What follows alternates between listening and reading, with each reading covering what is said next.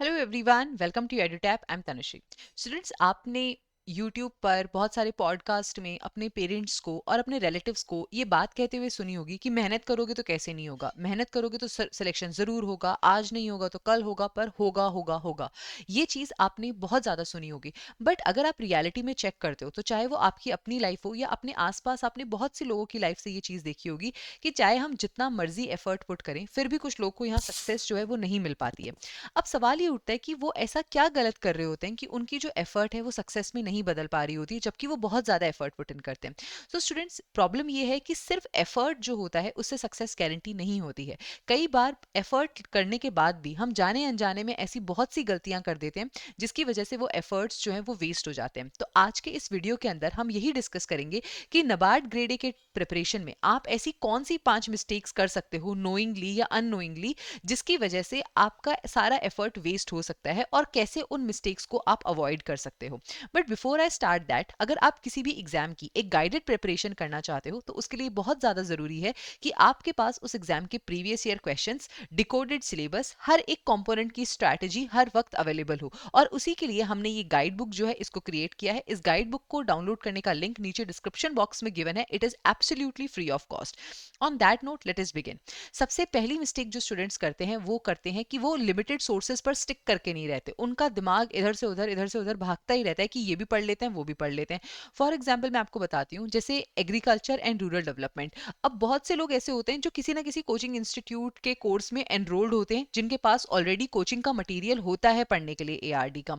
लेकिन फिर भी उनको लगता है कि यार एग्जाम के अंदर ये एक topic out of the syllabus आ गया था, ये एक क्वेश्चन था जो एक्स्ट्रा था या यहाँ पर कवर्ड नहीं था, इसके लिए मैं ये बुक पढ़ लेती हूँ, अरुण कात्यान पढ़ लेती हूँ, नेमराज सुंडा पढ़ लेती हूँ।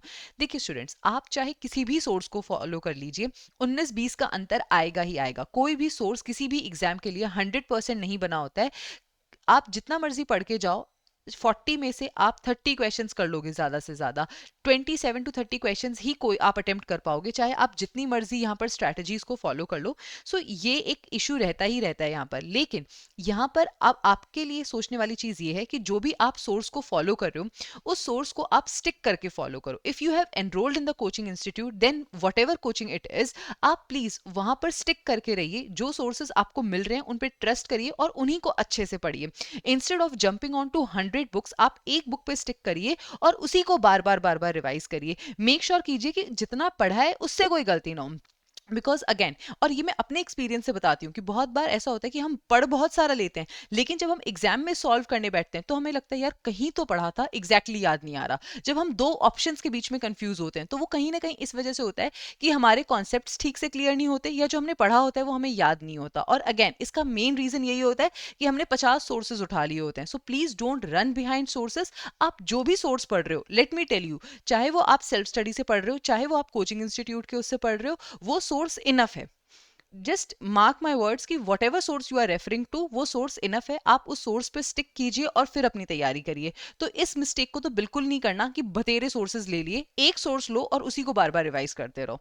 इसके बाद में दूसरी गलती जो स्टूडेंट्स करते हैं वो है ओवर डूइंग करंट अफेयर्स। देखो, हमारे एग्जाम के लिए करंट अफेयर्स बहुत ज्यादा इंपॉर्टेंट है, इस बात में कोई दोहरा ही नहीं है।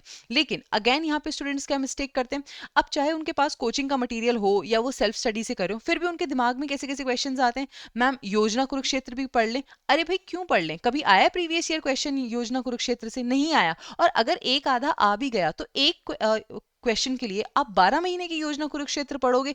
कॉस्ट टू बेनिफिट रेशियो क्या है? कोई कॉस्ट टू बेनिफिट रेशियो यहां पर नहीं है। आप एक सोर्स को पढ़ो, ठीक है, या आप जो भी आपके सोर्सेज हैं आप उनको रेफर करो, पर इसका ये मतलब नहीं है कि आप हर एक जगह से करंट अफेयर्स पढ़ रहे हो। सिमिलरली स्टूडेंट मैगजीन्स के साथ भी करते हैं, वो एक कोचिंग के मैगजीन के साथ कभी स्टिक नहीं करते हैं। उनको लगता है कि ये वाली मैगजीन भी कर लेते हैं, वो वाली मैगजीन भी कर लेते हैं, but that is not going to help you. आपको इतना सारा करंट अफेयर याद ही नहीं रहेगा। नबार्ड के अंदर करंट अफेयर्स में इतना डेटा होता है, स्कीम्स के अंदर, रिपोर्ट्स के अंदर। अगर आप 10 जगहों से करंट अफेयर्स करोगे, then do you really think you will be able to manage it and you will will be able to retain it, that is simply not going to happen, right? So make sure कीजिए कि आप current affair अच्छे से कर रहे हैं, लेकिन उसे ओवरडू मत करिए। ओवरडू चाहे वो रिसोर्सेज के टर्म में हो, चाहे फिर वो ओवरडू आपके इन टर्म्स ऑफ मंथ्स हो, ठीक है? बहुत से स्टूडेंट्स यहाँ पे 8-8 10-10 महीने के करंट अफेयर्स भी करते हैं, इतना जरूरत ही नहीं होती है।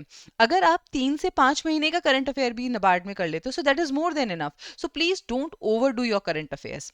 उसके बाद में थर्ड मिस्टेक क्या करते हैं, प्रीवियस ईयर पेपर्स को स्किप कर देते हैं। अब यहाँ पर एक और चीज बताती हूँ, बहुत से स्टूडेंट्स पूछते हैं जब वो एआरडी पढ़ते हैं तो मैम ये वाली क्रॉप का साइंटिफिक नेम पढ़ना है कि नहीं पढ़ना है, एनिमल्स के स्पीशीज ये याद करने हैं या नहीं याद करने, कि ड्रॉट पर्पस कौन सा है और जो हमारा मिल्किंग पर्पस के लिए है वो कौन सा है। ये सारी चीजें जो आपको बहुत सारे डाउट्स होते हैं, या पढ़ते वक्त आपको लगता है कि यार ये पढ़ना है या नहीं पढ़ना, या ये कैसे पढ़ना है, कितने डेप्थ में चीजों को याद करना है, ये सारे डाउट्स या ये सारे कंफ्यूजन्स पढ़ते वक्त इसलिए होते हैं क्योंकि पढ़ने से पहले आप कभी भी प्रीवियस ईयर पेपर्स को नहीं देखते, आपको कोई आइडिया नहीं होता कि इस टॉपिक में से क्या पढ़ा गया। और यहाँ पे एक और एग्जाम्पल देती हूँ, बहुत से स्टूडेंट्स यहाँ पे क्या करते हैं, वो ईएसआई के अंदर स्टैटिक पार्ट को सबसे पहले उठाते हैं, चाहे एग्जाम के अंदर 1 महीना रह गया हो, लेकिन वो ईएसआई पढ़ने बैठ गए। उन्होंने कभी प्रीवियस ईयर पेपर्स का एनालिसिस करके नहीं देखा कि ईएसआई के अंदर 90% तो करंट अफेयर्स आता है, तो अभी स्टैटिक क्यों करने बैठ रहे हो?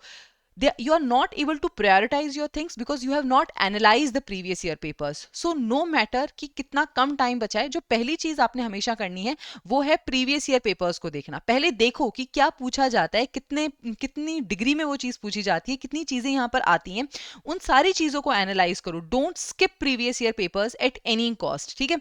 उसके बाद में फोर्थ थिंग जो यहाँ पर आती है, that is relying too much on previous year cut offs. अब ये ना एक डबल एजेड स्वॉर्ड वाली बात है। प्रीवियस ईयर कट ऑफ बहुत इंपॉर्टेंट होती है, हमें देखनी चाहिए और हमें उस पर रिलाय भी करना चाहिए, लेकिन यहाँ पे पेन पॉइंट आता है टू मच रिलायंस, ठीक है? फॉर एग्जाम्पल, जैसे हमारा नॉन मेरिट सेक्शन है, अब नॉन मेरिट सेक्शन के अंदर हमें पता है कि यार प्रीवियस ईयर कट ऑफ जो भी है उससे 2-3 मार्क्स एक्स्ट्रा, 2 to 3 मार्क्स जो है वो एक्स्ट्रा अपना टारगेट स्कोर लो, फिर इंपॉर्टेंट चैप्टर सेलेक्ट करो और उसको प्रिपेयर करो और चले जाओ। अब यहाँ पे बच्चे क्या करते हैं, उन्हें पता है कि यार हमारी जो ये रीजनिंग है, रीजनिंग के अंदर हाईएस्ट कट ऑफ गई है 3.75 मार्क्स, वो 4 ही नंबर का पढ़कर जाएंगे, वो उससे 1 नंबर का भी एक्स्ट्रा नहीं पढ़ के जाएंगे। उनको लगता है बस 4 नंबर का प्रिपेयर कर लिया इतना तो बहुत है। और अब इस 4 नंबर को प्रिपेयर करने के लिए भी दे विल नॉट थिंक कि at least prepare 5-6 topics, no, they will think कि अच्छा ठीक है 2 चैप्टर्स से मेरा ये 4 नंबर बन रहा है, सिलॉगिज्म कर लेती हूँ और ब्लड रिलेशंस कर लेती हूँ, मेरा हो जाएगा। 2024 के पेपर में रीजनिंग में एक सिंगल क्वेश्चन सिलॉगिज्म से नहीं आया था। Just imagine the plight of students who have relied only on syllogism to appear in this paper. तो आप जो प्रीवियस ईयर कट ऑफ्स हैं उनके ऊपर रिलाय कीजिए, there is no doubt in that, इस बात में कोई दोहराई वाली बात नहीं है कि आपको प्रीवियस ईयर कट ऑफ्स पे ध्यान देना है, बट अपने आप को इतना ज्यादा कन्फाइन मत कर लो in previous year cut offs के बेसिस पे कि आप एक क्वेश्चन लेना ही भूल जाओ, ठीक है? कि ऑल्दो जैसे अगर आपको 3.75 मार्क्स भी चाहिए, ठीक है, तो यहाँ पे आपका जो टारगेट स्कोर है ना, that should be around 6 to 7 marks. 6 to 7 का तो लेके चलो कि अगर बाई चांस पेपर आसान आ गया और कट ऑफ बढ़ गई तो आपके लिए इशू ना हो। और अगर आप 6 to 7 मार्क्स भी देख रहे हो तो माना कि आपके 3-4 चैप्टर शायद ऐसे होंगे जिनसे 6 to 7 मार्क्स का पेपर बन रहा हो, but what if NABARD in 3-4 chapters में से वो क्वेश्चन पूछे ही ना? So at least prepare 5 to 6 topics, ठीक है? कम से कम 5-6 टॉपिक्स, 7-8 टॉपिक्स तो प्रिपेयर करके जाओ, ताकि आपके पास वो क्वेश्चन हमेशा बना रहे, ताकि अगर कोई भी शॉक एलिमेंट एग्जाम में आता है तो उस केस के अंदर आप उस शॉक को एब्जॉर्ब कर सको। जस्ट मेक श्योर कीजिए कि इतना आप एक्स्ट्रा क्वेश्चन अपने साथ हमेशा लेके चल रहे हैं। उसके बाद में फिफ्थ और जो लास्ट सबसे बड़ी प्रॉब्लम स्टूडेंट्स करते हैं वो ये कि वो पढ़ते ही रहते हैं पर वो प्रैक्टिस कभी नहीं करते, चाहे वो करंट अफेयर हो, चाहे वो एआरडी हो, चाहे वो नॉन मेरिट सेक्शन हो। अगर आप केवल पढ़े जा रहे हो और प्रैक्टिस नहीं कर रहे हो, आपको अपनी मिस्टेक समझ में नहीं आएंगी। कई बार हमने पढ़ा सब कुछ होता है बट हम फिर भी सिली मिस्टेक्स कर देते हैं, करेक्ट लिखा है क्वेश्चन के अंदर कि नॉट करेक्ट लिखा है, सिर्फ इस इतनी सी बात के चक्कर में भी हमारे 2-3 क्वेश्चंस गलत हो जाते हैं। So please students, whatever you are studying, make sure कीजिए कि आप हर एक चैप्टर का, हर एक टॉपिक के लिए क्विजेस लगा रहे हो या हर एक टॉपिक के लिए इनफ प्रैक्टिस कर रहे हो, सो दैट कि रियल एग्जाम के अंदर आपकी मिस्टेक्स जो हैं वो बहुत ज्यादा मिनिमाइज हो जाएं, ठीक है? सो only reading and no practice is also one of the major reason why students fail despite putting a lot of efforts। तो ये वो 5 गलतियां हैं जो students knowingly या unknowingly कर देते हैं और जिसकी वजह से despite putting a lot of effort they are not able to clear the exam, ठीक है? सो मेक श्योर कीजिए कि अगर आप ये मिस्टेक्स कर रहे हो तो आप इनको अवॉइड कर सको या इनको इंप्रूव कर सको, ठीक है? So this is what I wanted to talk in this particular session.